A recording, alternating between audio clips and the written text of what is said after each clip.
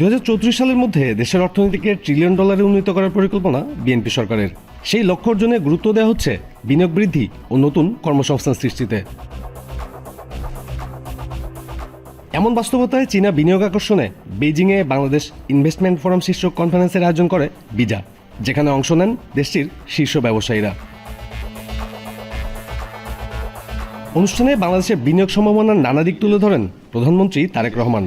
প্রতিশ্রুতি দেন বিনিয়োগ বান্ধব পরিবেশ নিশ্চিতের। My government issues an unwavering commitment to you. Your investment will be valued, your concern will be heard, and your growth will be supported through a more responsive investment ecosystem. তিনি বলেন, চীন বাংলাদেশ সম্পর্ক আস্থা আর বিশ্বাসের, তাই বেইজিংয়ের সাথে কাজ করতে আগ্রহী Dhaka. It is a relationship of trust, respect, and practical cooperation.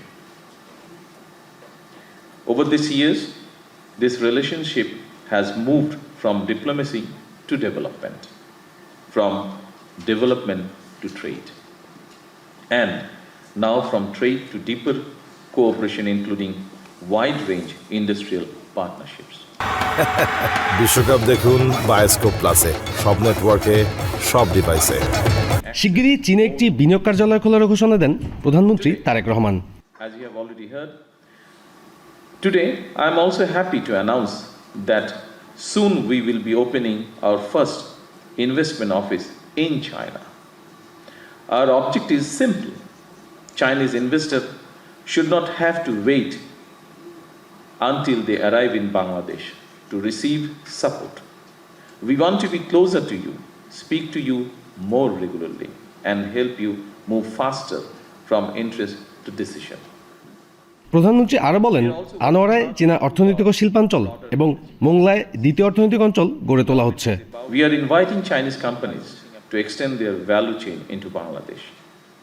We can help Chinese companies serve global markets while benefiting from growing large domestic demand.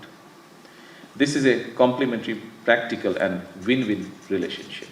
We are developing dedicated industrial landing points for Chinese investors, including the Chinese Economic and Industrial Zone in Anuara and the Second Economic Zone in Mongla. দীর্ঘমেয়াদী টেকসই প্রবৃদ্ধি, অর্থনৈতিক উন্নয়ন, পারস্পরিক সমৃদ্ধি ও দ্বিপাক্ষিক বিনিয়োগ চুক্তি উন্নত করতে তার সরকার বদ্ধপরিকর বলেও জানান সরকার প্রধান। প্রধানমন্ত্রী তারেক রহমানের প্রথম বিদেশ সফরের এজেন্ডা ছিল বিদেশি বিনিয়োগকারীদের আকৃষ্ট করা।